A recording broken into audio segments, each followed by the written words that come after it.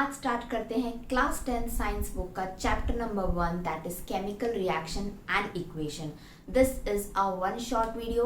एक ही वीडियो के अंदर पूरा चैप्टर कंप्लीट हो जाएगा और बहुत ही इजी वे में समझ में आएगा बिकॉज ये है वन बायोलॉजी चैनल। यहाँ पर आप समझ सकते हैं class 10th 11th and 12th की बायोलॉजी बहुत ही इजी वे में। तो विदाउट एनी डिले स्टार्ट करते हैं आज का वीडियो।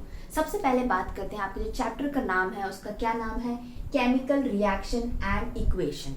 यानी कि रिएक्शन मतलब किसी चीज के बीच में कुछ इंटरेक्शन हो रहा है, राइट। और वो कौन है वो चीजें हैं कुछ केमिकल्स जो प्रेजेंट होते हैं, राइट। इन दोनों के बीच में जब रिएक्शंस होते हैं तो कुछ प्रोडक्ट्स फॉर्म होते हैं, अलग अलग टाइप की इंटरेक्शंस होते हैं, तो हमें डिफरेंट टाइप की केमिकल रिएक्शंस पढ़नी है। चैप्टर इन डिटेल में स्टार्ट करने से पहले थोड़ा सा इंट्रो समझ लेते हैं। फर्स्ट में यहाँ पे इंट्रो में लिखती हूँ मिल्क, सेकेंड मैंने लिखा है आयरन एंड थर्ड मैं लिख रही हूँ फूड। मिल्क यानी कि दूध जो सबके घरों में आता है। हम मिल्क लेने के बाद में क्या करते हैं, उसको बॉईल करते हैं। अगर हम बॉईल ना करें तो हम डायरेक्टली रेफ्रिजरेटर में रख देते हैं। अगर ये दोनों काम ना करें तो क्या होगा उस मिल्क का, वो कुछ घंटों बाद खराब हो जाएगा। ये ऑब्वियस सी बात है। लेकिन आपको कैसे पता चला कि वो दूध खराब हो चुका है? कई घंटों बाद दूध में से जो नेचुरल स्मेल होती है वो चली जाती है, उसमें एक स्टिंगी स्मेल आना स्टार्ट हो जाती है। दूध का टेक्सचर खराब हो जाता है, वो काफी चिकना हो जाता है। अगर आप ऐसे ही रॉ मिल्क लेते हैं तब आप उसको छू के देखें तो दूध चिकना नहीं होता। लेकिन अगर वो 7-8 घंटों बाद आपने बॉईल नहीं किया है, उसको रेफ्रिजरेटर में भी नहीं रखा है, तो वो कैसी हो जाएगी, उसकी कंसिस्टेंसी चिकनी हो जाएगी और वो दूध अब एडिबल नहीं रहेगा। आप उसका यूज किसी भी चीज में नहीं कर सकते हैं। अगर आप ट्राई भी करेंगे उस दूध का कुछ बनाने का तो जो भी आप बना रहे हैं वो चीज खराब हो जाएगी। तो दूध खराब क्यों हुआ, फर्स्ट क्वेश्चन, ठीक है। सेकंड क्या है, आयरन यानी कि लोहा। घर बनते हैं, घरों में लोहे का यूज होता है। घर के अंदर भी बहुत सारी चीजें होती है, आर्टिकल्स होते हैं जिसमें लोहा यूज होता है। आपकी विंडोज होती हैं, उसमें जो रॉड्स लगी होती है वो आयरन की होती है। लेकिन उन रॉड के ऊपर पेंट होता है। क्यों पेंट करते हैं? क्योंकि अगर आप वो रॉड्स को पेंट नहीं करोगे तो कुछ टाइम के बाद वो रॉड्स में जो आयरन की बनी है उसमें लग जाती है जंग, जिसको बोलते हैं रस्ट। और अगर यही रॉड्स आपकी टेरेस पे है, बालकनी में है, वहां पर बारिश का पानी आ रहा है या किसी वजह से उस पर पानी पड़ता है, तब भी वो आयरन खराब हो जाता है, रस्ट लग जाती है। तो आयरन में रस्ट लगना कोई बेनिफिट है? नहीं। जो आयरन की प्रॉपर्टी होती है यानी कि स्ट्रॉन्ग, तो अगर उसमें रस्ट लग जाती है तो वो आयरन स्ट्रॉन्ग नहीं बचता और वो कुछ टाइम बाद क्या हो जाता है, डैमेज हो जाता है, टूट जाता है। तो इसीलिए हम आयरन ऑब्जेक्ट्स को क्या करते हैं, पेंट करते हैं ताकि वो रस्ट ना लगे, उस पर कोरोजन ना हो। तो आयरन में रस्ट क्यों लगी, ये है सेकेंड क्वेश्चन। थर्ड है फूड, यानी कि जो फूड खाना हम खाते हैं। खाना हम एज इट इज एक रोटी खाते हैं, दाल चावल सब्जी जो भी होता है उसको हम मुंह में लेते हैं, च्यू करते हैं, बहुत छोटे छोटे टाइनी पीसेस में करके वो हमारे स्टमक में जाता है। देन उस खाने का क्या होता है, उस खाने में से जो भी एनर्जी होती है वो हमारी बॉडी के सेल्स उसको ले लेते हैं। तो फूड में से एनर्जी किस तरीके से एक्सट्रैक्ट हुई है, फूड को डाइजेस्ट करने के बाद ही उसमें से एनर्जी निकलती है। तो डाइजेशन प्रोसेस में ऐसा क्या हो रहा है कि फूड में से एनर्जी निकल गई, ये है थर्ड क्वेश्चन। ये तीनों क्वेश्चन के आंसर हैं केमिकल रिएक्शन। यानी कि जो पहला मिल्क था जो 7-8 घंटे बाद बिना बॉईल करे, बिना रेफ्रिजरेटर में रखे बाहर रखा रहा हाई टेम्परेचर पे, तो वो खराब हो गया क्योंकि मिल्क के अंदर जो भी केमिकल्स प्रेजेंट थे, इंग्रेडिएंट्स थे जो, वो क्या हो गए, केमिकली रिएक्ट कर गए एयर के साथ, एयर की ऑक्सीजन, एयर की कार्बन डाइऑक्साइड के साथ। और जैसे ही वो रिएक्ट करे तो मिल्क की जो प्रॉपर्टी थी वो खत्म हो गई, वो हमारे यूज का नहीं बचा। ये रहा पहले क्वेश्चन का आंसर कि मिल्क खराब इसीलिए हुआ क्योंकि उसके अंदर एक केमिकल रिएक्शन हुई। सेकेंड क्वेश्चन क्या था, जो आयरन है लोहा, उसके अंदर रस्ट क्यों लग गई या आयरन खराब क्यों हो गया? क्योंकि आयरन क्या है, एक एलिमेंट है। आपने पीरियोडिक टेबल पढ़ी है, उसके अंदर बहुत सारे एलिमेंट्स प्रेजेंट होते हैं, उसको हम डिटेल में आगे देखेंगे। आयरन जो एलिमेंट था, जैसे ही उसको मॉइस्चर मिला, एयर मिला, वाटर मिला, तो उसने अपने आप को चेंज कर लिया, वो बन गया ऑक्साइड्स ऑफ आयरन, और जिसको हम बोलते हैं रस्ट। तो आयरन की जो प्रॉपर्टी थी, जो वो स्ट्रॉन्ग नेचर का होता है, वो स्ट्रॉन्ग नहीं बचा, अब वो कभी भी ब्रेक हो सकता है। तो आयरन एलिमेंट ने एक केमिकल रिएक्शन किया एटमॉस्फेयर की एयर के साथ में और अपने आप को कन्वर्ट कर लिया आयरन ऑक्साइड में, और जो कहलाती है रस्ट। तो ये हो गया सेकंड क्वेश्चन का आंसर कि लोहे में जंग क्यों लगती है, बिकॉज ऑफ केमिकल रिएक्शन। उसको डिटेल में आगे समझेंगे, राइट। थर्ड क्या था क्वेश्चन कि फूड जो है हम लोगों को एनर्जी कैसे देता है। फूड के अंदर क्या आ जाता है, रोटी, राइट, राइस, दाल एंड कोई वेजी, राइट। हम ये चार चीजें नॉर्मली खाते हैं। इन चारों के अंदर क्या प्रेजेंट होते हैं, कुछ बायोमोलिक्यूल्स प्रेजेंट होते हैं। रोटी के अंदर, राइस के अंदर मिल जाता है हमको बायोमोलिक्यूल कार्बोहाइड्रेट, ठीक है। देन जो दाल होती है उसमें प्रेजेंट होते हैं प्रोटीन बायोमोलिक्यूल्स जो बने होते हैं छोटे छोटे अमाइनो एसिड से। और ये जो कार्बोहाइड्रेट होता है, सपोज ये एक बड़ा कार्बोहाइड्रेट है तो इसकी छोटी छोटी यूनिट्स हैं, ये बना होता है किससे, शुगर से। इसीलिए जो चावल होते हैं, रोटी होती है, उसमें थोड़ी सी मिठास आती है खाने में, राइट, अगर आप उसमें नमक ना डालें तो। लेकिन जो दाल है अगर आप उसको विदाउट नमक खाओगे तो दाल मीठी नहीं लगेगी, बिकॉज उसमें कार्बोहाइड्रेट प्रेजेंट नहीं होता है, उसमें क्या होता है, प्रोटीन प्रेजेंट होता है। एंड प्रोटीन बने होते हैं किससे, अमाइनो एसिड से। इतना डिटेल में समझने की जरूरत नहीं, बस इतना याद रखो, दाल एक प्रोटीन होती है, राइट। अब बात करें वेजिटेबल्स की, जिसके अंदर प्रोटीन्स भी होते हैं, विटामिन भी होते हैं और मिनरल्स भी प्रेजेंट होते हैं। तो ये सारी चीजें, कार्बोहाइड्रेट, प्रोटीन, विटामिन, हमारी बॉडी के सेल्स को चाहिए ताकि उसको वो काम कर सके सेल्स, और एनर्जी को एक्सट्रैक्ट करके एनर्जी हमारी बॉडी यूज कर सके। बिकॉज हमारी बॉडी दिन भर कुछ ना कुछ काम करती है, अगर नहीं भी करती और अगर हम सोते भी हैं तो स्लीपिंग टाइम में भी हमारी बॉडी को एनर्जी चाहिए होती है। इसीलिए रात में सोने के बाद सुबह जब उठते हैं तो भूख लगती है, क्योंकि सोने का मतलब ये नहीं कि हमारी बॉडी रिलैक्स है, फिजिकली रिलैक्स्ड है, बट उसके अंदर जो इंटरनल मैकेनिज्म है उसमें सेल्स जो है वो सारे वर्किंग होते हैं। तो फूड में से ये जो फूड था इसमें कार्बोहाइड्रेट, प्रोटीन, विटामिन, मिनरल्स क्या हुए, फूड से एक्सट्रैक्ट करे। तो इन सब ने क्या किया, रिएक्शन हुआ हमारे स्टमक के अंदर, डाइजेशन प्रोसेस हुआ। ये कार्बोहाइड्रेट जो रोटी एंड राइस में प्रेजेंट था वो शुगर में कन्वर्ट हो गया, चेंज हो गया, सिंपल यूनिट बन गई। सेम दाल के अंदर प्रोटीन बहुत बड़ा बायोमोलिक्यूल है, वो छोटे छोटे अमाइनो एसिड्स में बन गया।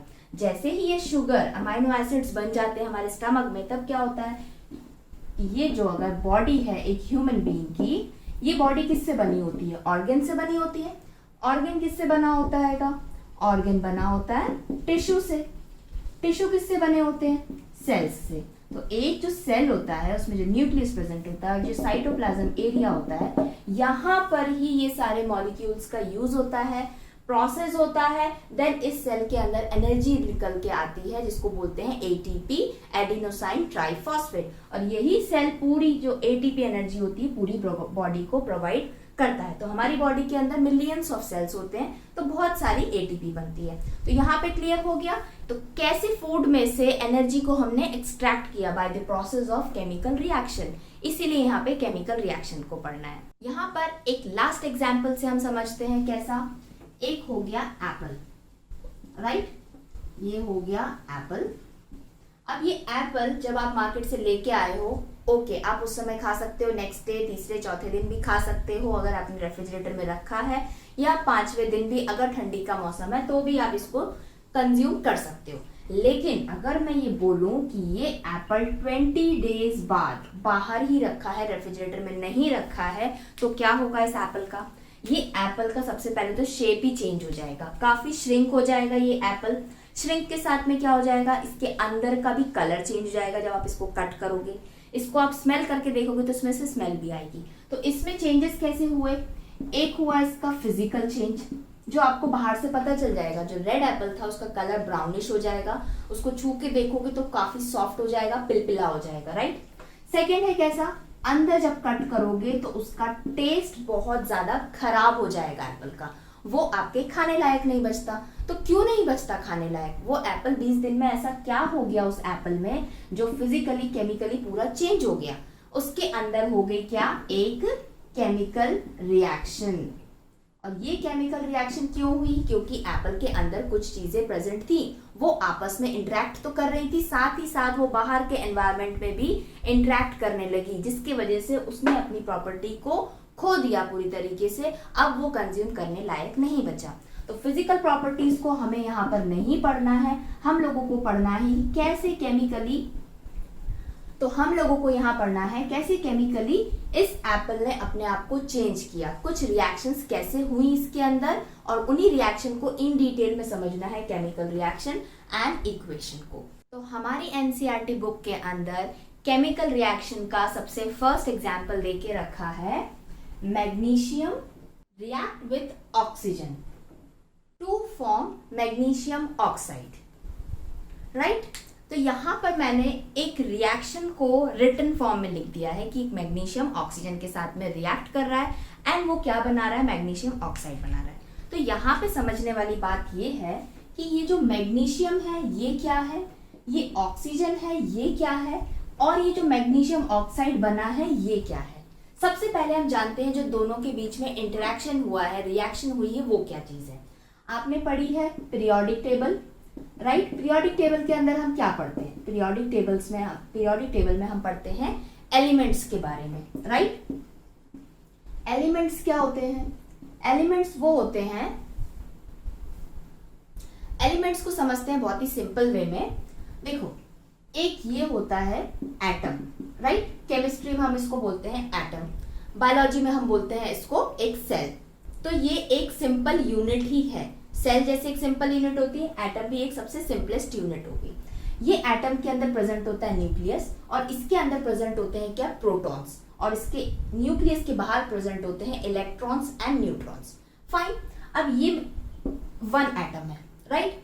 अब इस बेसिस पे कि नंबर ऑफ एटम्स कितने प्रेजेंट है या नंबर ऑफ प्रोटॉन्स कितने प्रेजेंट है, उस बेसिस पे अलग अलग एलिमेंट्स हैं।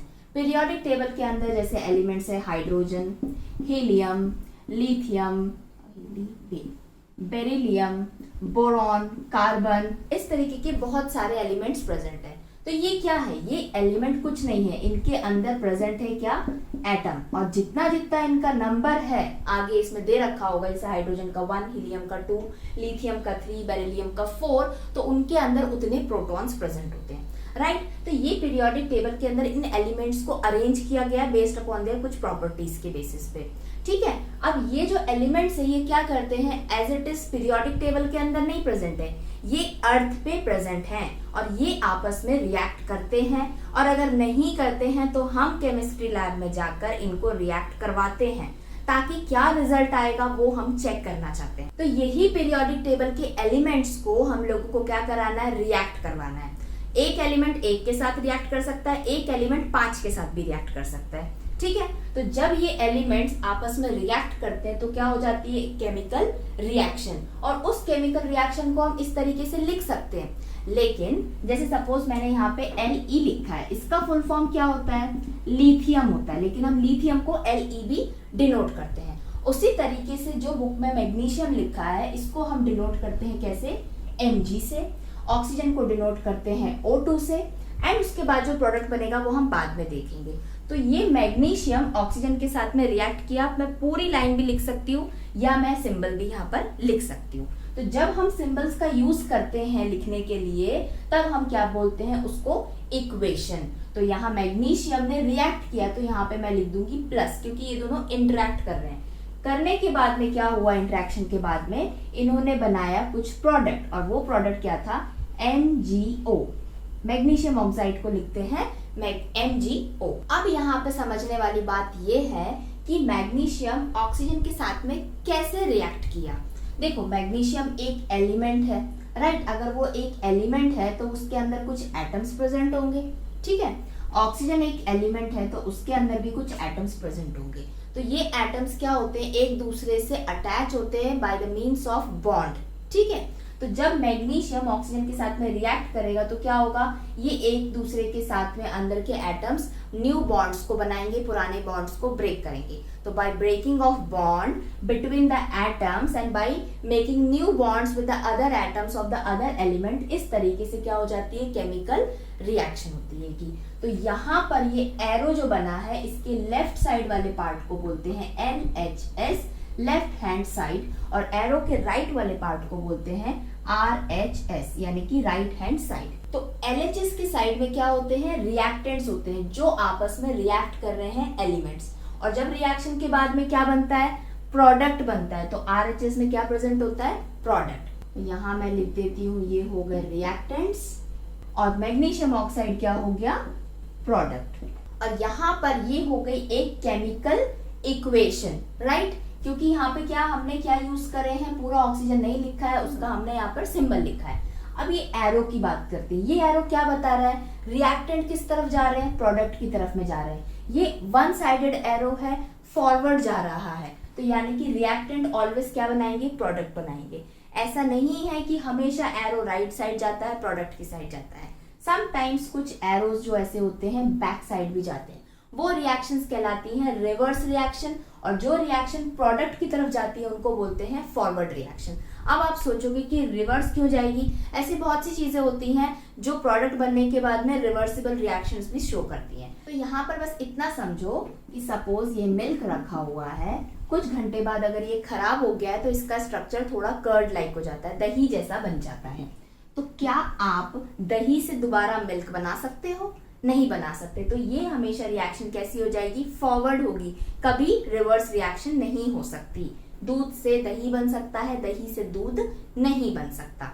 अब हम समझते हैं क्या ये केमिकल रिएक्शन को या केमिकल इक्वेशन को बैलेंस कैसे किया जाता है। अब आप सोचोगे इसको बैलेंसिंग का मतलब क्या होता है। बैलेंस समझने से पहले हम समझते हैं अनबैलेंसिंग क्या होती है, उसके बाद हम समझेंगे कि बैलेंसिंग कैसे करी जाती है। तो यहाँ पर एक केमिकल इक्वेशन दिखाई दे रही है जिसमें ये क्या है, iron, Fe, H2O is water. ये दोनों क्या कर रहे हैं, रिएक्टेंट हैं, दोनों रिएक्शन कर रहे हैं। देन ये एक प्रोडक्ट बना रहे हैं Fe3O4 यानी कि आयरन ऑक्साइड, एंड बना रहे हैं H2 दैट इज हाइड्रोजन। तो ये दोनों हो गए प्रोडक्ट एंड ये दोनों हो गए क्या, रिएक्टेंट। अब देखो ये इक्वेशन है एक अनबैलेंस्ड इक्वेशन। तो इसको समझने के लिए सबसे पहले हम लिख लेते हैं number of elements present both side, यानी कि LHS में और RHS साइड में कितने एलिमेंट्स प्रेजेंट हैं। तो LHS की बात करें, यहाँ पे मैं लिख देती हूँ LH साइड में आयरन प्रेजेंट है और क्या प्रेजेंट है, हाइड्रोजन प्रेजेंट है एंड ऑक्सीजन प्रेजेंट है। क्लियर। देन RHS साइड में कौन कौन प्रेजेंट है, सेम आयरन प्रेजेंट है, ऑक्सीजन प्रेजेंट है एंड हाइड्रोजन प्रेजेंट है। इसको मैं इस तरीके से लिख लेती हूँ, हाइड्रोजन है एंड ऑक्सीजन है, राइट। ये तो हो गए नंबर ऑफ एलिमेंट्स जो दोनों तरफ इक्वली प्रेजेंट है। अब देखते हैं कि इनका नंबर कितना प्रेजेंट है LHS एंड RHS में। तो LHS में बात करें तो आयरन कितना है, 1 आयरन, एक आयरन प्रेजेंट है। RHS के अंदर कितने हैं, 3 आयरन प्रेजेंट है। तो यहाँ पर हो गया ये 1 और यहाँ पर कितना हो गया ये 3। H2 हाइड्रोजन LHS में कितने हैं, 2 है। RHS में H2 कितने हैं, 2, इक्वल है, ठीक है। देन ऑक्सीजन की बात करें तो कितना प्रेजेंट है, 1 ऑक्सीजन है। यहाँ पे कितनी प्रेजेंट है, 4 प्रेजेंट है। तो यहाँ पर ये हो गई अनइक्वल, अनबैलेंस्ड। क्यों, क्योंकि आयरन 1 है तो वहां पे 3 हो गए, हाइड्रोजन दोनों सेम है बट ऑक्सीजन 1 है तो 4 है। अनइक्वल का मतलब हो गया अनबैलेंस्ड इक्वेशन। तो अब हमको क्या करना है, इस केमिकल इक्वेशन को बैलेंस करना है। बैलेंस करना मतलब हमको इसको इक्वल करना है। दोनों तरफ आयरन का नंबर सेम होना चाहिए, हाइड्रोजन का नंबर सेम होना चाहिए, ऑक्सीजन का नंबर सेम होना चाहिए। इसके लिए कोई पर्टिकुलर मेथड नहीं होती है, एक ही मेथड होती है, हिट एंड ट्रायल। यानी कि आप कोई ना कोई काउंट करके नंबर इसमें लिखते जाइए, वो ट्राई होगा, अगर वो फिट बैठ गया तो आपकी मेथड सक्सेसफुल हो गई या आपका जो भी इक्वेशन वो बैलेंस्ड हो गई। तो अब यहाँ पर जो कम है उन्हीं को हम ज्यादा करेंगे, जो ऑलरेडी ज्यादा है उनको हम कम नहीं करेंगे केमिकल रिएक्शन में, राइट। तो यहाँ पर जो कम है उसको हम इंक्रीज कैसे करेंगे, इसके अकॉर्डिंग इंक्रीज करेंगे। अगर यहाँ पे आयरन 1 है, यहाँ 3 है, तो इसके पास में कितने कम आयरन है, बस 2 आयरन कम है। तो यहाँ पर हम अगर 2 आयरन और ऐड कर देंगे तो दोनों तरफ 3 हो जाएंगे। सेम उसी तरीके से हाइड्रोजन दोनों तरफ सेम है तो यहाँ पर उसमें कोई भी हमको एडिशन या सब्सट्रैक्शन नहीं करना है। देन ऑक्सीजन की बात करें तो LHS में 1 है और RHS में 4 है। तो यहाँ पे LHS में मुझको क्या करना पड़ेगा, 3 ऑक्सीजन को और यहाँ पे देना पड़ेगा, तो ये 4 हो जाएगी। तब ये दोनों इक्वल हो जाएंगी, तो ये इक्वेशन कैसी हो जाएगी, बैलेंस्ड केमिकल इक्वेशन। अब इस इक्वेशन को बैलेंस करने से पहले एक पॉइंट को समझना बहुत जरूरी है। वो कौन सा पॉइंट है, जैसे कि मैंने भी बताया कि बैलेंसिंग का मतलब क्या है, जो ज्यादा अमाउंट में उसको आपको कम नहीं करना है, जो कम है उसको ज्यादा करना है। तो सपोज ये कोई एक एलिमेंट है, राइट, और ये एलिमेंट ने किसी दूसरे एलिमेंट के साथ में इंटरेक्शन किया और एक केमिकल रिएक्शन होकर एक प्रोडक्ट बन गया। अब इस एलिमेंट में मुझे नंबर इंक्रीज करने हैं, तो या तो क्या होगा, जिस तरह से जैसे ये लिखा हुआ है, सपोज ये है वाटर लिखा हुआ है, मैं यहाँ पे लिख देती हूँ वाटर, एक एग्जाम्पल जो कि एलिमेंट हो गया, राइट। एलिमेंट नहीं, एक कंपाउंड हो गया, बिकॉज इसमें दो एलिमेंट ने रिएक्शन कर चुका है ऑलरेडी और एक ही कंपाउंड बना चुका है। तो हाइड्रोजन की या तो मैं यहाँ पर एक नंबर लिख सकती हूँ या मैं यहाँ पर एक नंबर लिख सकती हूँ। तो दोनों तरीके से हम ट्राई करके देखते हैं, ठीक है। अगर सपोज मैंने वाटर लिखा है यहाँ पर और यहाँ पर आगे नंबर मैंने लिख दिया 2, तो ये कितना हो गया, 2 मॉलिक्यूल्स ऑफ वाटर हो गया, राइट। अब सेम अगर यही H2O मैंने यहाँ लिखा है और मैं 2 लिख देती हूँ नीचे, तो ये क्या हो गया, तब ये 2 मॉलिक्यूल्स ऑफ वाटर कहलाएगा? नहीं, तब ये पूरा का पूरा कंपाउंड चेंज हो गया। ये क्या बन गया, ये बन गया हाइड्रोजन पेरोक्साइड, जो कि कुछ और ही है। हमको वाटर को जस्ट नंबर चेंज करना था, नंबर ऑफ मॉलिक्यूल्स जो वाटर के थे उनको इंक्रीज करना था, लेकिन अगर गलत जगह आप नंबर डाल देते हो तो वो पूरा का पूरा चेंज हो जाता है। तो वो क्या बन गई, हाइड्रोजन पेरोक्साइड। तो यहाँ पर हमको और आगे भी कोई भी रिएक्शंस को जब भी बैलेंस करने की बारी आती है तो कभी भी जो नंबर्स ऐड करे जाते हैं वो कभी भी एलिमेंट के राइट साइड में नीचे की तरफ में नहीं करे जाते, हमेशा लेफ्ट साइड में आपको जो भी नंबर इंक्रीज करना है वो लिखे जाते हैं। तो ये एक पॉइंट था। तो अब स्टार्ट करते हैं इस इक्वेशन को बैलेंस करना। सबसे पहले हम किसको बैलेंस करते हैं, आयरन को बैलेंस करते हैं। यहाँ पे 3 है, यहाँ पे 8 प्रेजेंट है, तो मैं यहाँ पे कितने कर देती हूँ, यहाँ पे मैं 3 लिख दूंगी तो यहाँ पर भी 3 हो जाएगा, यहाँ पर भी 3 हो जाएगा। तो सिंपल है, यहाँ पे मैंने क्या कर दिया, 3 लिख दिया। तो ये हो गया क्या, 3 आयरन दोनों तरफ LHS एंड RHS हो गया बैलेंस, हो गया इक्वल आयरन, ठीक है। नेक्स्ट किसकी बात करते हैं, हाइड्रोजन की, जो ऑलरेडी इक्वल है तो इसको हमें कुछ भी इसमें चेंज नहीं करना है। फिर क्या बचा, ऑक्सीजन बचा। यहाँ पर कितना है 1 और यहाँ पर है 4, तो यहाँ पर मुझे और कितने चाहिए, 3 और चाहिए। तो मैं यहाँ पर क्या करूंगी, यहाँ राइट साइड में इंक्रीज नहीं करूंगी, मैं क्या करूंगी, लेफ्ट साइड में कितने ऑक्सीजन लिख दूंगी, मुझे कितने चाहिए, 4 ऑक्सीजन चाहिए। तो मैंने यहाँ पे लिख दिए क्या, 4 ऑक्सीजन। तो ये हो गया 4 ऑक्सीजन हो गया। तो यहाँ पर मैं लिख देती हूँ ये भी हो गया 4 और ये भी हो गया 4। अब बैलेंस हो गई इक्वेशन, चेक करते हैं। 3 आयरन 3 आयरन, ठीक है। अब यहाँ पर जो हाइड्रोजन है ये कितना हो गया, 4 × 2, तो हो गया कितना, 4 2 जा 8 हाइड्रोजन होगा यहाँ पर, लेकिन वहां पर कितने हैं, केवल 2 है। तो इक्वेशन बैलेंस करने के चक्कर में दूसरे एलिमेंट या दूसरा कंपाउंड होता है उसके नंबर्स चेंज हो जाते हैं। तो इसका मतलब जो हमने यहाँ 4 लिखा, क्या वो करेक्ट नहीं था, रॉन्ग था? नहीं, ये जो हमने किया वो सही है। अब आपको क्या करना है, आपका ऑक्सीजन तो बैलेंस हो गया ना, 4 ऑक्सीजन थे, यहाँ पर भी 4 ऑक्सीजन हो गए। तो अब क्या करो, आप सिंपल है, 4 2 जा 8, अब यहाँ पर 8 हो गए हैं हाइड्रोजन, यहाँ पर 2 है, तो वहां पर और कितने चाहिए, 6 और चाहिए मुझको। तो यहाँ पर मैं क्या करूंगी, 2 4 जा 8 होता है, 4 से मल्टीप्लाई कर देंगे तो सिंपल है, यहाँ पर मैं लिख देती हूँ 4 2 जा 8, यहाँ पर भी हाइड्रोजन हो गए। तो ये जो लिखा रहता है इस तरीके से क्रॉस में, इसको मल्टीप्लाई किया जाता है। तो अगर यहाँ पे 3 Fe लिखा है तो इसका मतलब कितने हैं, यहाँ पे 3 Fe प्रेजेंट है। क्लियर? यहाँ पे 4 H2O लिखा है तो ये 4 हाइड्रोजन का भी है, ये 4 ऑक्सीजन का भी है। तो 4 ऑक्सीजन है लेकिन 4 हाइड्रोजन के साथ में नीचे कौन है, 2, तो ये 4 का मल्टीप्लीकेशन होगा, 4 2 जा 8 हो जाएगा। सेम इसी तरीके से ये Fe है तो यहाँ पर भी ये 3 Fe के मॉलिक्यूल्स हैं, ऑक्सीजन के 4 है, यहाँ पर ये 4 हाइड्रोजन है लेकिन 2 है, तो 4 2 जा 8 हाइड्रोजन हो गया। तो इस तरीके से ये केमिकल इक्वेशन कैसी हो गई, बैलेंस्ड केमिकल इक्वेशन। एक और इम्पॉर्टेंट फीचर है केमिकल इक्वेशन का ये कि केमिकल इक्वेशन में जब एक एलिमेंट दूसरे एलिमेंट के साथ में रिएक्ट करता है, देन एक प्रोडक्ट फॉर्म करता है, तब आप इस रिएक्शन के अंदर ये दोनों एलिमेंट और प्रोडक्ट्स के बारे में और भी एक्स्ट्रा इंफॉर्मेशन दे सकते हो। जैसे कि वो प्रोडक्ट या एलिमेंट्स जो रिएक्टेंट के साइड में थे उनका नेचर कैसा था, स्टेट कैसा था, सॉलिड थे, लिक्विड थे, गैसेस थे, और जो केमिकल रिएक्शन हुई है वो कौन से टेम्परेचर पे हुई है, कौन से प्रेशर पे हुई है।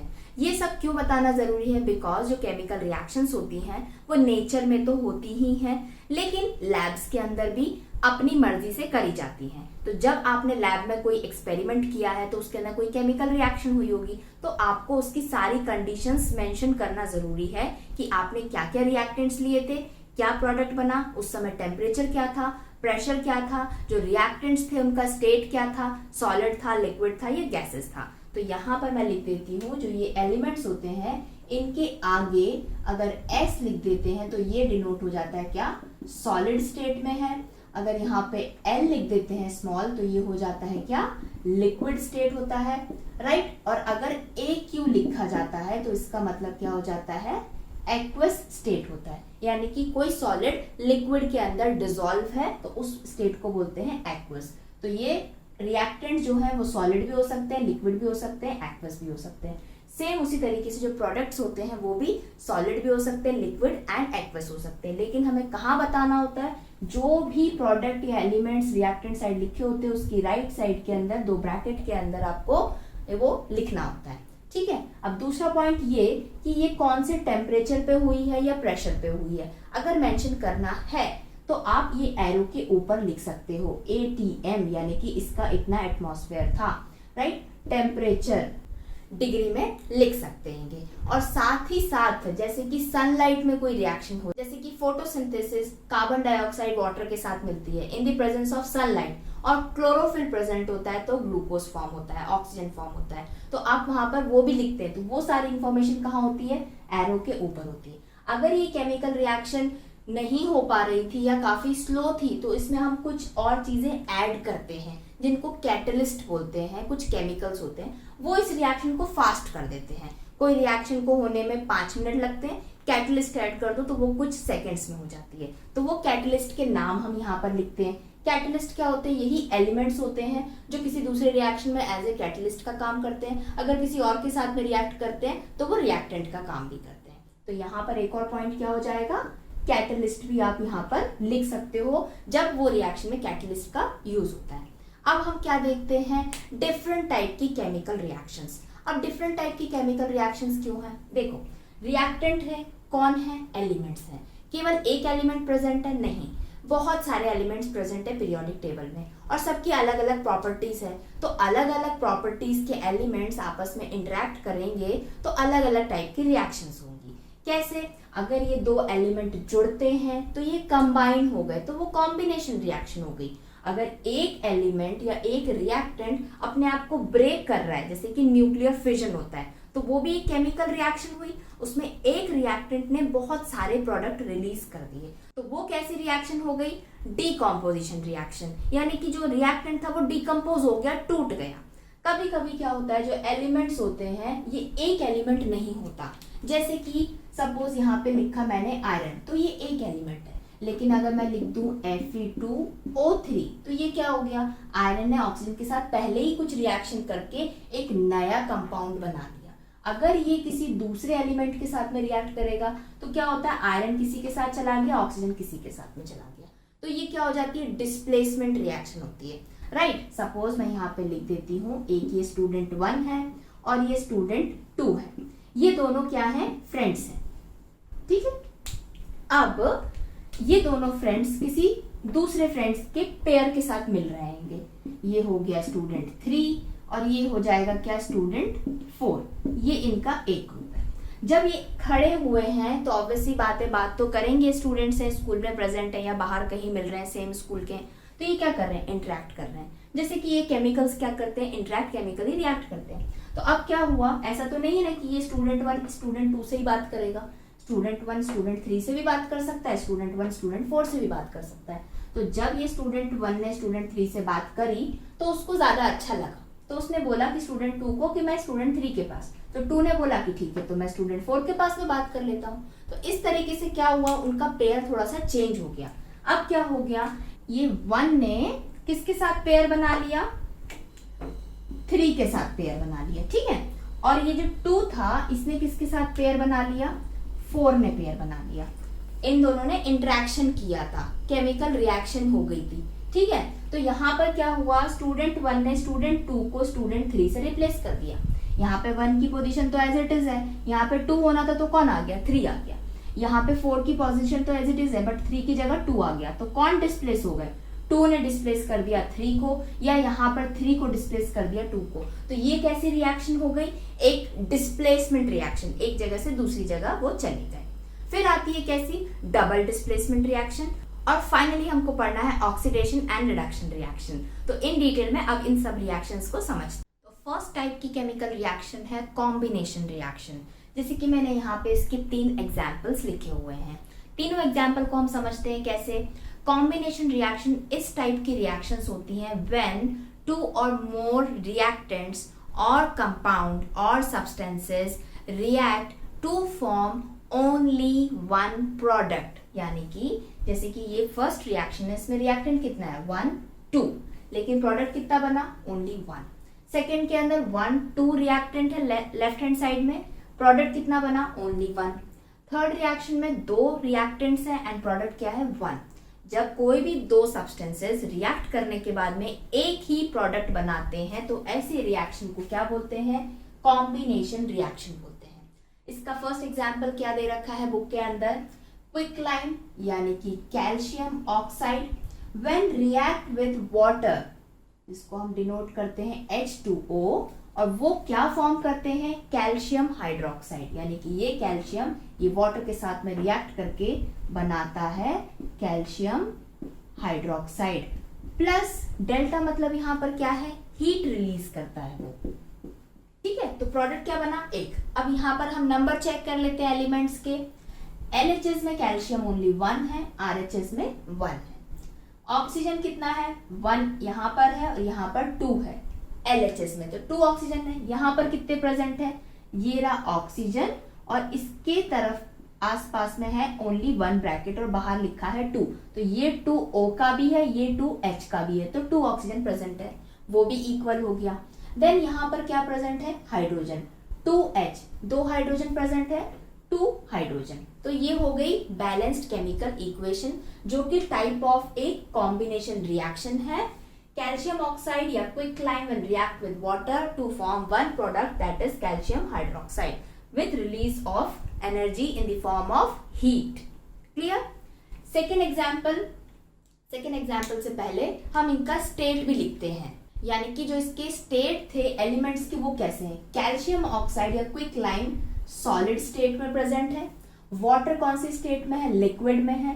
देन रिएक्शन होने के बाद जो कैल्शियम हाइड्रोक्साइड बना वो लिक्विड के अंदर ये सॉलिड क्या हो गया, डिसॉल्व हो गया, तो वो बन गया क्या, aqueous AQ। Clear.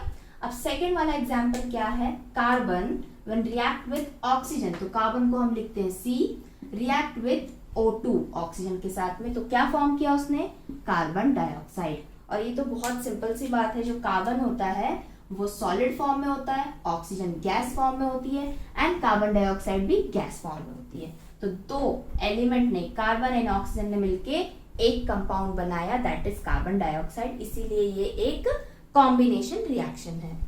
Third example क्या है, hydrogen H2 when react with oxygen O2 to form water molecule H2O। तो हाइड्रोजन कैसा है, गैस है, ऑक्सीजन कैसी है, गैस है, बट इन्होंने फॉर्म क्या किया, एक लिक्विड। 2 एलिमेंट है, दोनों ने मिलके एक प्रोडक्ट बनाया, इसलिए कॉम्बिनेशन रिएक्शन है। अब यहाँ पर एक पॉइंट देखो, ये क्या इक्वेशन बैलेंस्ड है, ऊपर वाली बैलेंस थी, नीचे वाली ये बैलेंस है क्या। हाइड्रोजन यहाँ पे 2 है, यहाँ पर भी 2 है, फाइन, हाइड्रोजन बैलेंस्ड है।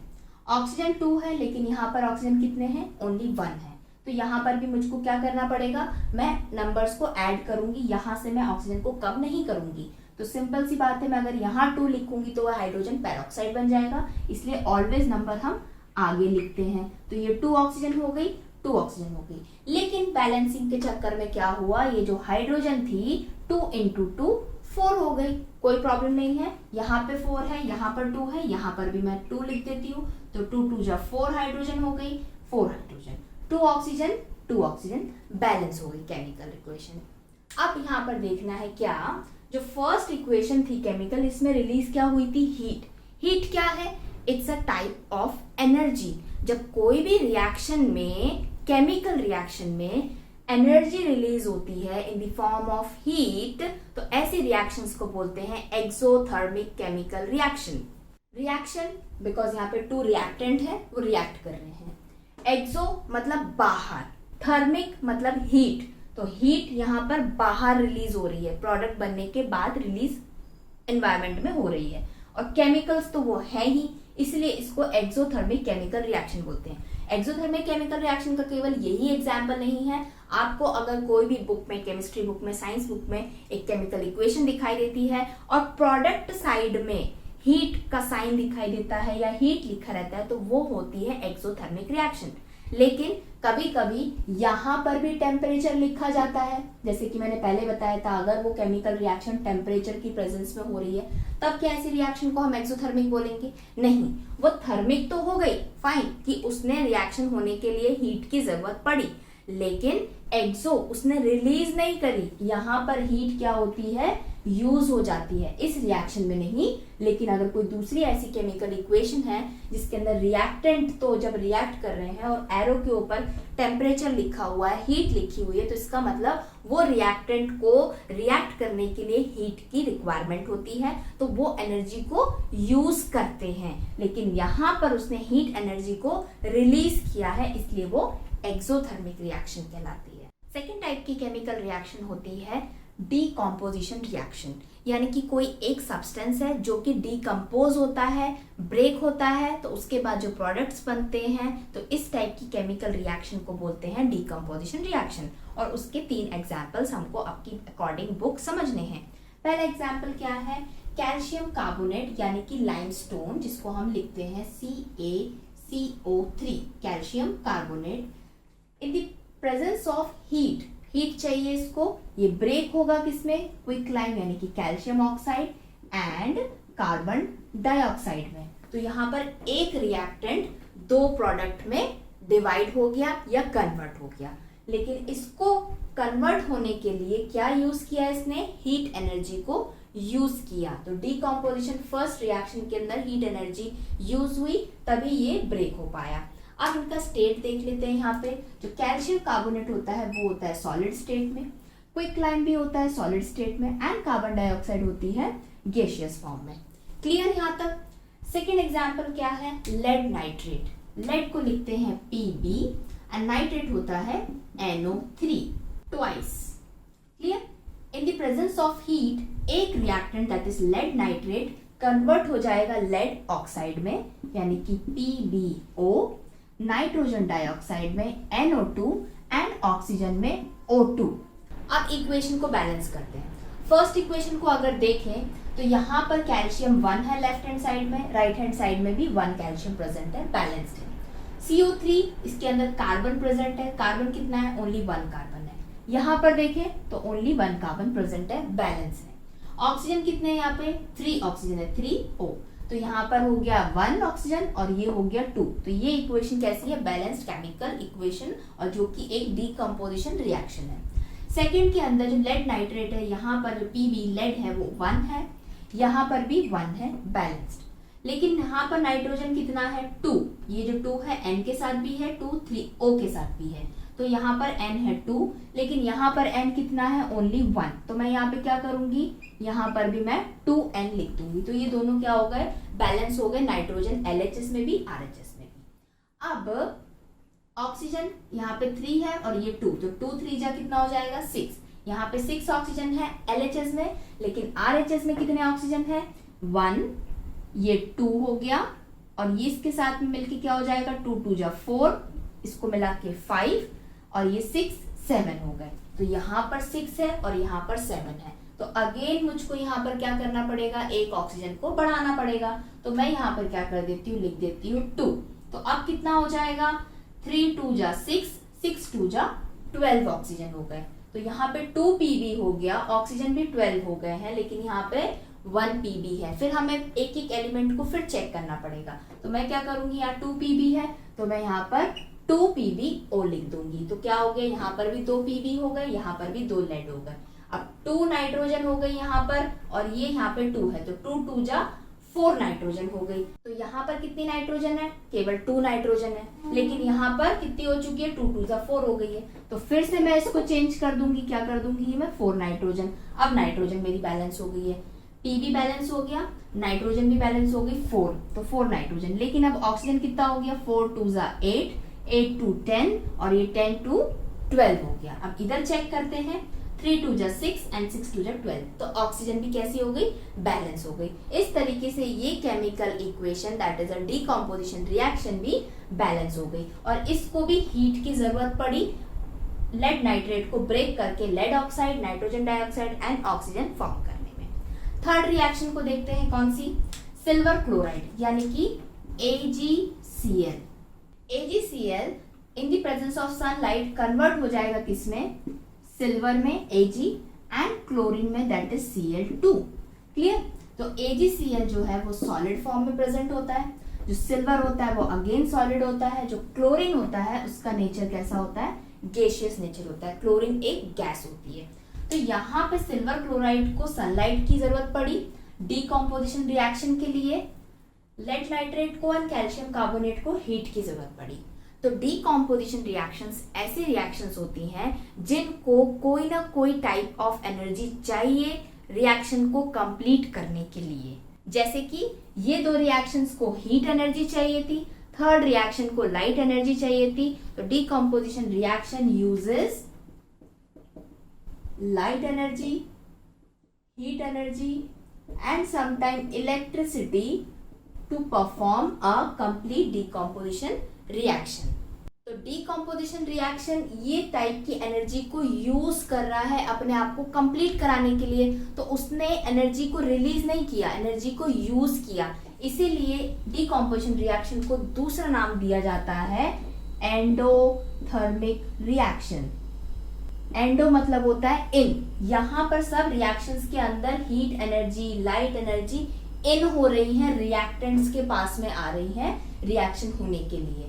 Thermic in the form of heat है, हीट यहाँ पे डायरेक्टली है, सनलाइट से भी लाइट के साथ में हीट भी मिल रही है, तो ये हो गई एंडोथर्मिक। इससे पहले वाली जो हमने रिएक्शन देखी थी वो कैसी थी, एक्सोथर्मिक रिएक्शन थी। वहां पर क्या हो रहा था, कॉम्बिनेशन हो रहा था दो प्रोडक्ट्स का, तो वो हीट एनर्जी को रिलीज कर रहे थे प्रोडक्ट साइड में, RHS में।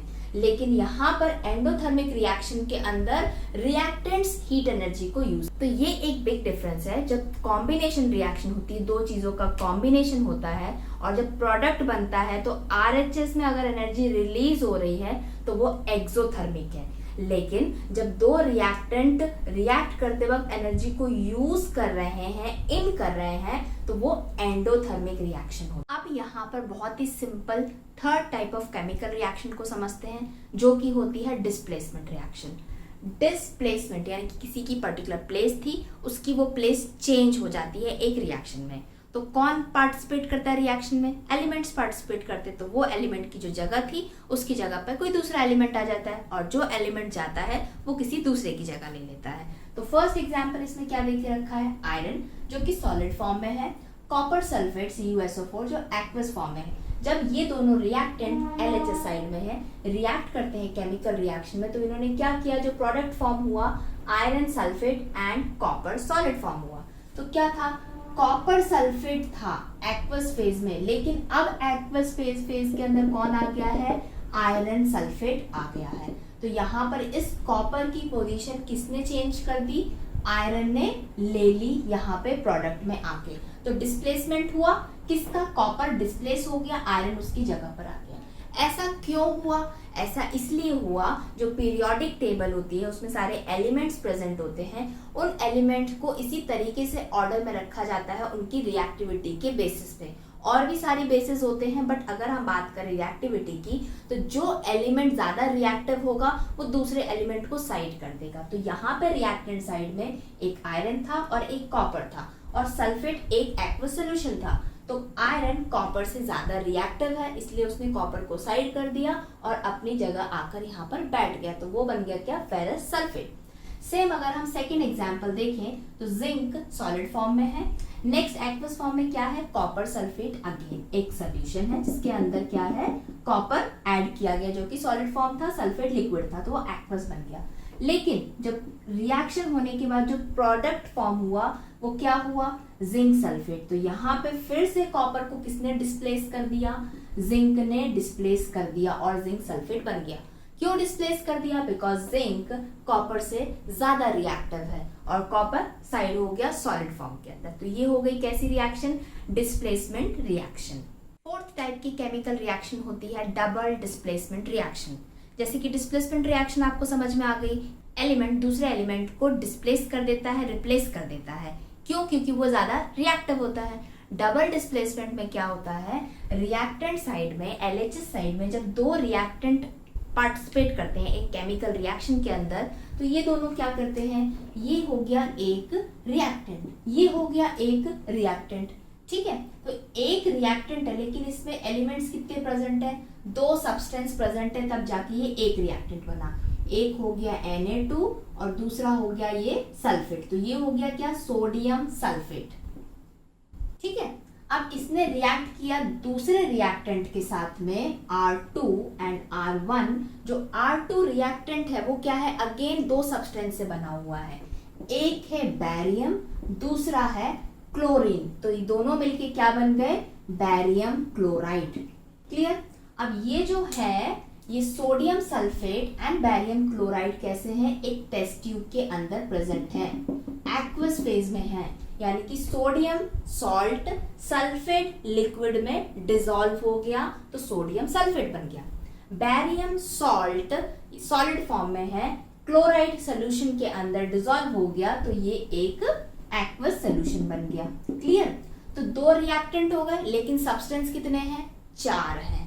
तो क्या होता है, डबल डिस्प्लेसमेंट के अंदर दोनों रिएक्टेंट के एक एक सब्सटेंस आपस में डिस्प्लेस करते हैं, रिएक्ट करते हैं। ऐसा नहीं कि सोडियम सल्फेट में से केवल सोडियम इसके बैरियम के साथ रिएक्ट करेगा और ये सल्फेट किसी के साथ नहीं। यहाँ पर क्या हो रहा है, ये सोडियम इस क्लोरीन के साथ रिएक्ट कर रहा है एंड ये सल्फेट जो है इस बैरियम के साथ रिएक्ट कर रहा है।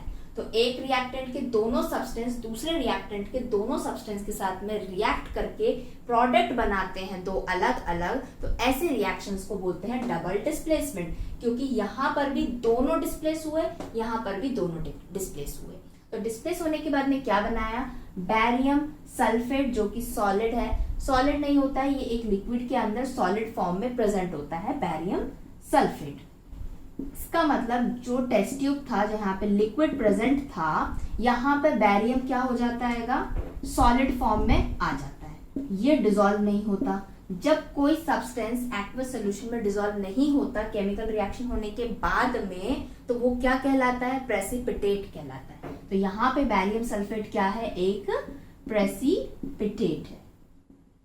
प्रेसिपिटेट एलएचएस में रिएक्टेंट साइड में नहीं होता है रिएक्शन होने के बाद में, बिकॉज यहाँ पर तो एक्वस थे, दोनों घुले हुए थे, बैरियम क्लोराइड में पूरी तरीके से डिसॉल्व था, यहाँ पर सोडियम सल्फेट के अंदर डिसॉल्व था। लेकिन जब प्रोडक्ट की बारी आई तो कुछ सॉलिड सब्सटेंस टेस्ट ट्यूब के अंदर नए आए, तो वो सॉलिड क्या हुए, उस सोल्यूशन में से निकल के बाहर आ गए। बाहर इन द सेंस वो सोल्यूशन में डिसॉल्व नहीं हुए, तो इसलिए उनको क्या कहलाते हैं, वो प्रेसिपिटेट कहलाते हैं। और NaCl क्या है, सोडियम क्लोराइड, जो कि एक्वस सॉल्यूशन में प्रेजेंट होता है। तो क्लियर होगी डबल डिस्प्लेसमेंट रिएक्शन। अब फाइनली लास्ट टॉपिक को समझते हैं इस चैप्टर के, that is oxidation and reduction.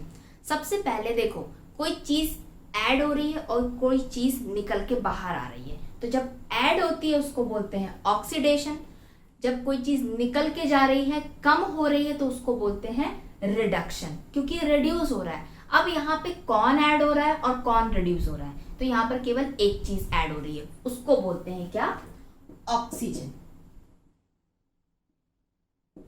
तो कोई एलिमेंट है,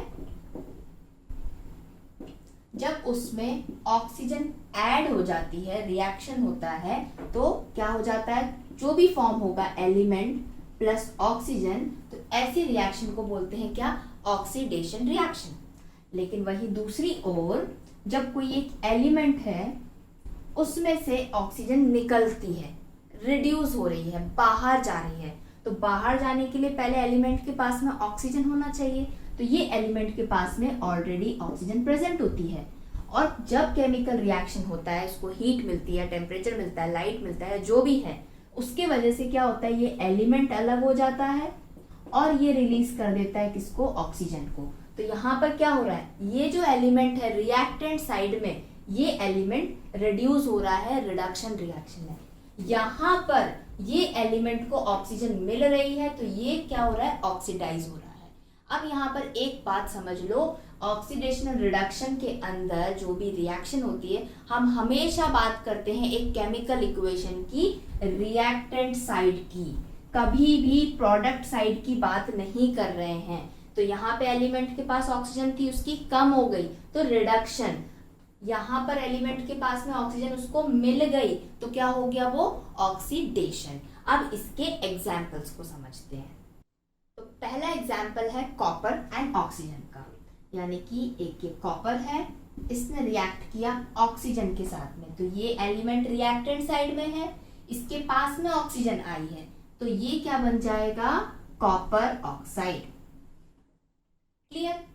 तो यहाँ पर ये जो कॉपर है, इसके पास ऑक्सीजन आई है, तो ये हो गई एक ऑक्सीडेशन रिएक्शन, और इस रिएक्शन के अंदर एलिमेंट कॉपर हो गया है ऑक्सीडाइज्ड, क्योंकि उसको मिल गई ऑक्सीजन। तो ये क्या बोलेंगे, इसको ऑक्सीडेशन रिएक्शन, और ये कॉपर क्या हो गया है, ऑक्सीडाइज्ड। अब ये रिएक्शन बैलेंस नहीं है, यहाँ पर 1 कॉपर है, यहाँ पर 1 है, लेकिन यहाँ पर 2 ऑक्सीजन है और RHS में 1 ऑक्सीजन है। तो हम क्या करेंगे, यहाँ पर इंक्रीज कर देंगे, क्योंकि ऑक्सीजन को यहाँ पे कम तो करेंगे नहीं, क्योंकि ऑलरेडी रिएक्शन हो चुकी है। तो यहाँ पे मैंने क्या कर दिया, 2 लिख दिया, तो ये 2 ऑक्सीजन हो गई, यहाँ 2, लेकिन यहाँ पे कॉपर कितना हो गया, 2। तो अब मुझे यहाँ पर भी कॉपर को क्या करना पड़ेगा, तो ये हो गया 2 कॉपर, और इन द प्रेजेंस ऑफ हीट मिलती है, तभी कॉपर ऑक्सीजन को अपने पास लेता है और वो खुद ऑक्सीडाइज हो जाता है, क्या बनने के लिए, कॉपर ऑक्साइड। ठीक। अब यहाँ पर रिडक्शन रिएक्शन को समझते हैं एक एग्जाम्पल से। तो रिडक्शन रिएक्शन होने के लिए क्या चाहिए, एक ऐसा रिएक्टेंट जिसके पास में ऑक्सीजन पहले से होना चाहिए, तभी तो वो अपनी ऑक्सीजन को रिलीज करेगा और वो खुद रिड्यूस हो जाएगा। तो पहले मैंने यही बताया, ऑक्सीडेशन के अंदर ऑक्सीजन रिएक्टेंट को मिलती है, लेकिन रिडक्शन रिएक्शन के अंदर प्रोडक्ट के अंदर ऑक्सीजन चली जाती है। तो चली कब जाएगी, जब रिएक्टेंट के पास में होती है। तो मुझे यहाँ पर एक ऐसा एलिमेंट लिखना पड़ेगा जिसके पास ऑक्सीजन हो। तो सपोज मैं यही एलिमेंट को ले लेती हूँ, कॉपर ऑक्साइड को, क्योंकि इसके पास ऑक्सीजन प्रेजेंट है। तो सेम मैंने कॉपर ऑक्साइड ले लिया, एक रिएक्टेंट। अब ये अपनी ऑक्सीजन को लूज करेगा, लेकिन ये लूज करने के लिए साथ में रखता है एक हाइड्रोजन को। तो ये हो जाती है एक equation, copper oxide when react with hydrogen in the presence of heat, तो ये क्या करता है, कॉपर अलग हो जाता है ऑक्सीजन से, ऑक्सीजन को अलग कर दिया इसने। ठीक है। अब ऑक्सीजन अलग होने के बाद क्या करती है, ये हाइड्रोजन के साथ में रिएक्ट करके एक वाटर मॉलिक्यूल बना देती है।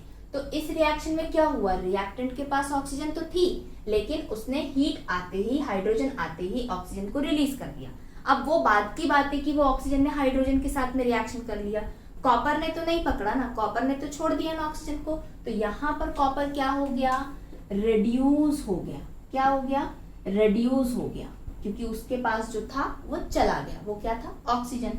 अब देखो, ऑक्सीजन तो चला गया तो कॉपर तो रिड्यूस हो गया, लेकिन ये जो हाइड्रोजन था इसके साथ में था, इसने अपने साथ ऑक्सीजन को ले लिया, फायदा उठाया। तो इसने, हाइड्रोजन ने ऑक्सीजन को ले लिया। तो सेम ऑक्सीडेशन में भी तो यही होता है, कोई भी एलिमेंट जब ऑक्सीजन ले लेता है तो वो क्या करता है, ऑक्सीडेशन प्रोसेस, और वो खुद क्या हो जाता है, ऑक्सीडाइज हो जाता है। तो यहाँ पर हाइड्रोजन क्या हो गया, ऑक्सीडाइज हो गया।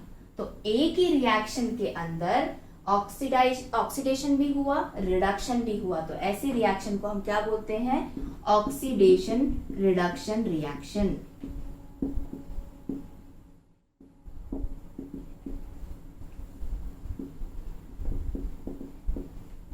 तो ये एग्जाम्पल हो गया रिडक्शन रिएक्शन का भी, क्योंकि कॉपर के पास से ऑक्सीजन चला गया, लेकिन साथ में हाइड्रोजन के पास ऑक्सीजन आ गया, तो ये ऑक्सीडेशन भी हो गया, ऑक्सी रिडक्शन रिएक्शन। इसका दूसरा नाम भी होता है क्या, रेडॉक्स रिएक्शन।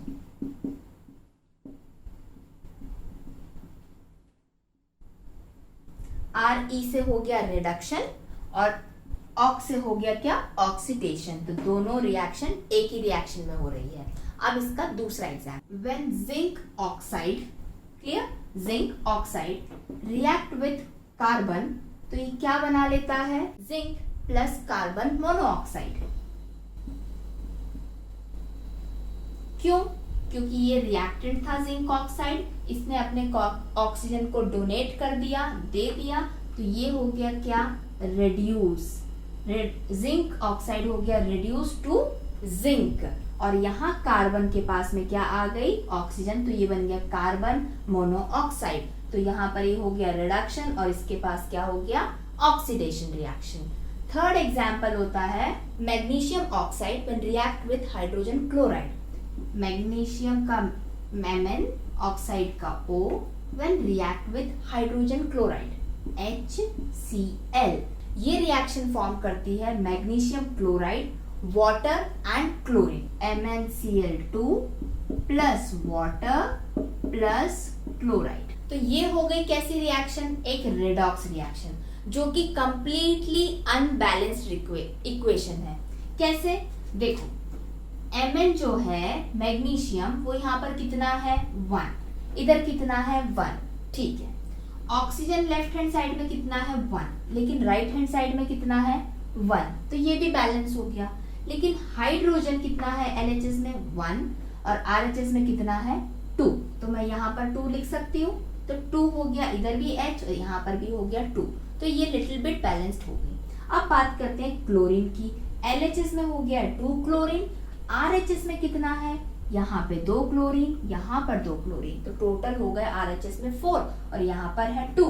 तो अब हम क्या करेंगे, इस 2 को अगेन चेंज कर देंगे कितने में, 4 में, तो 4Cl और इधर भी 4Cl हो गए, लेकिन हाइड्रोजन यहाँ पे 4 हो गए, यहाँ पर 2 है, तो सिंपल सी बात है 2 2 जा 4, तो यहाँ पे आप लिख दो 2। तो ये हो गई आपकी एक बैलेंस्ड केमिकल इक्वेशन। अब ये कैसे एक रिडॉक्स रिएक्शन है, देखो यहाँ पे जो MnO था, मैग्नीशियम ऑक्साइड था, इस रिएक्टेंट साइड में था, ऑक्सीजन था इसके पास में, लेकिन प्रोडक्ट में इसने क्या किया, ऑक्सीजन को हटा दिया, भले ही उसकी जगह उसने क्लोरीन ले लिया हो, लेकिन ऑक्सीजन को तो रिमूव कर दिया, तो ये क्या हो गया, रिड्यूस हो गया, कौन, मैग्नीशियम ऑक्साइड रिड्यूस होके मैग्नीशियम क्लोराइड हो गया। यहाँ पर हाइड्रोजन जो था उसने अपना क्लोरीन क्या कर दिया, हटा दिया, और उसकी जगह पर उसने क्या ले लिया, इस ऑक्सीजन को ले लिया।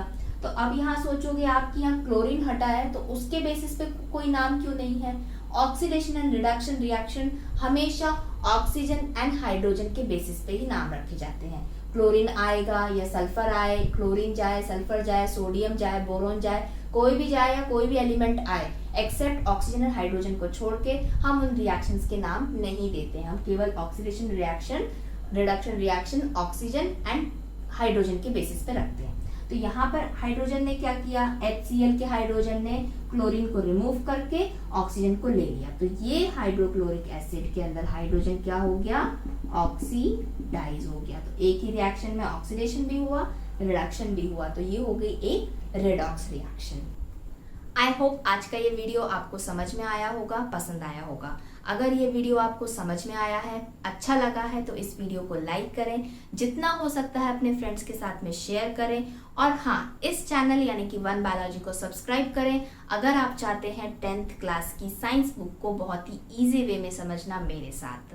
तो मिलते हैं किसी नेक्स्ट वीडियो में, जहाँ पर हम डिस्कस करेंगे chapter number 2 class 10th science का।